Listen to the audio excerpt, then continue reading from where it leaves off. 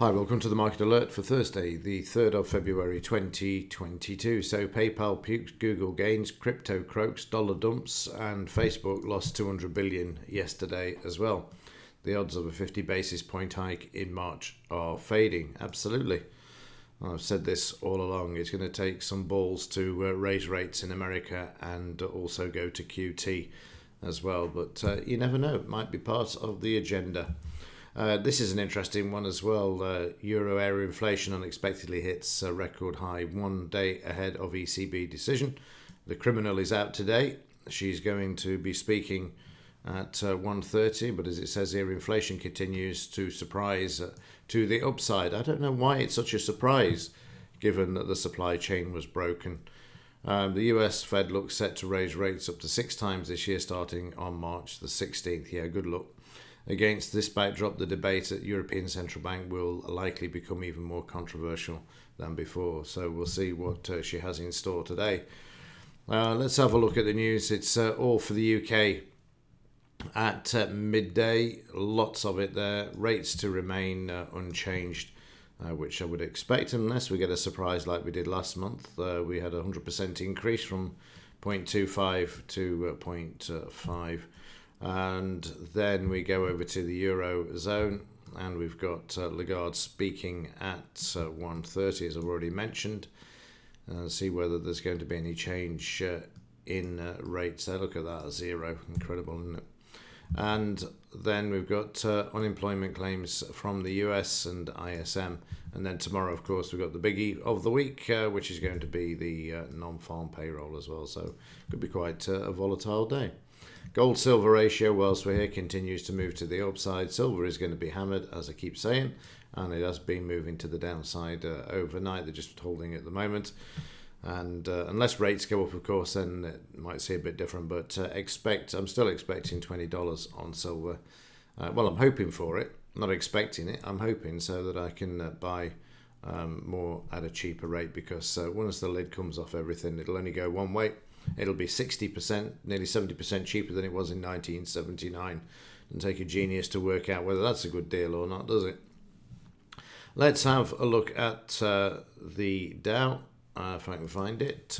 Kick off with this. You can see the market trading up strongly yesterday to 78%, but starting to look a bit weaker. You notice the last 3 bars, the upside range has got narrower each day, and we're going up on fresh air. We're also overbought as well, and at that 78% retracement, take something good to move the market higher than this. Hopefully we'd get to 89%, because that sort of level is great for a short. So it would be nice just to see it spike through. Got a chance of doing this, of course, with the NFP numbers tomorrow.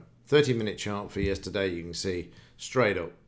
No messing, overbought, divergence, and a crossover, green parabolic, and off we go. Sat at the close, sat at the 50 bar MA, perfect setup as we see the market moving to the upside at the moment. We're oversold, got some divergence, close. DP is the first downside target. Should the market move lower as the DAX kicks off at 7 a.m. in the futures market. Speaking of the DAX, this trading up to just through to the 62. But as I mentioned yesterday, the 20 bar and the 50 MA a problem, and also the 20 bar is now dipping below the 50 there as well. So 62 also prices back below this, and also the 5 bar moving average at the moment. So what I'd be inclined to do here is just to draw in from here, because these are the last 2 lines that I have on the chart. These would be my downside targets, just in case prices do move lower. Just bring that back. And also below the 200 MA here as well. In the 30-minute chart, bit of a messy day yesterday. Started out choppy, moving lower, only 50 points here, and then trading back up nearly 100 points before then moving to the downside and then trading sideways again in the afternoon. Maybe the market's was waiting last night for those inflation numbers, which this would sort of tie in with, as we can see here. I think they were released overnight, which is slightly bizarre, but there you go. So weakness here as well. We've got the DP where the market's come to. We've got the 5 below the 20 below the 50. A bit of a no man's land as far as stochastics, although just over bought and moving down there. What you've got to watch out for yesterday in the 30-minute and in all other time frames is the low. But specifically in the 30-minute, the 200 MA, take that out, and then you just switch to the daily chart and to see where these other levels are. 15,473. Let's just have a look, see where that is. 15,473 takes you, to yesterday's low, 473, just below yesterday's low, for the 38% retracement to the downside there, where that would be the first support.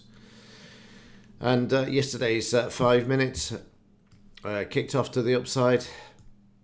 Didn't quite make the overbought area, but you can see that we weren't too far off it. Everything else turned red till we became oversold with divergence at the DP level with demand and a crossover, and then the market moving back up. Then we get the opposites. This is such a repeatable pattern. Everything turns red, we move lower, we go oversold near the DP with demand, crossover, and then overbought, crossover, and there you can see we've got divergence, and then we become oversold. Market fails at the 200 MA and then resumes to the downside there. And then in the afternoon, just sideways, quite choppy. Well, say sideways, it was a 50-point move to the downside, but choppy to begin with. In the 2-minute chart, with the old signals, we had nothing to kick off with. The market lower down to the DP, and there's demand. We had a signal there with the market moving up sharply to the previous day's high. It's always an area of resistance. Market failed there, which is unusual. It just goes to show that this market hasn't got the legs that it had to move to the upside. In the afternoon, like I say, it started off choppy. We kicked off with a sell there, market trading sideways before coming back, and then moving back to the downside once it made its double top through here with some selling. We had a buy signal to try and get off the BRN that failed, losing trade there to be picked up, pick up the losses on the way down to this level when the market bounced again. So it was really messy for the first hour yesterday afternoon in the DAX.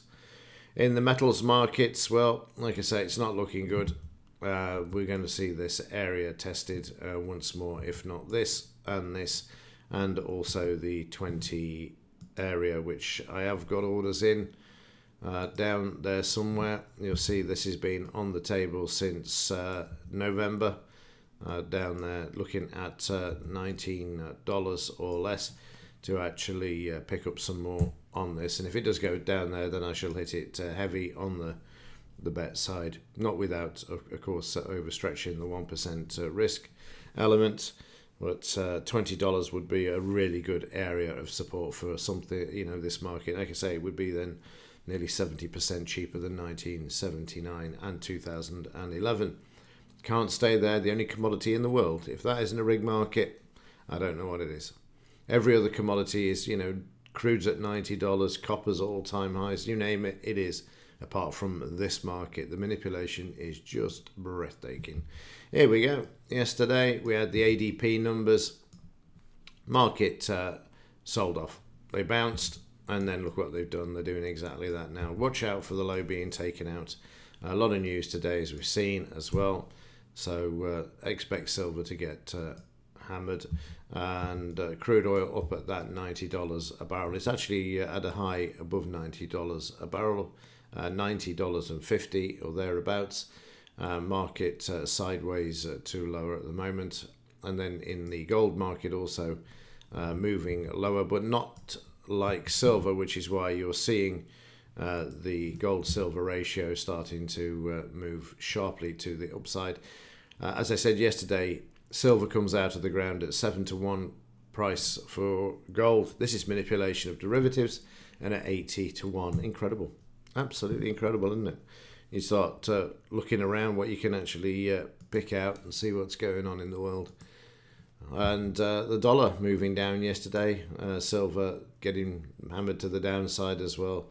Dollar starting to bounce. If this bounces to the upside, this is just going to add to downside pressure on the metals as well. They can't afford to have the metals going up because it will be an admission that inflation is here. And you only have to look at all of the news headlines today in the UK and about gas prices and costs of $2,000 plus per year per family with fuel and also food. It's been like that for a while, but not on the scale that it's now heading for with the hyperinflation scenario. It'll take some stopping unless they increase rates, but if they increase rates, then they've got to pay more interest on the debt.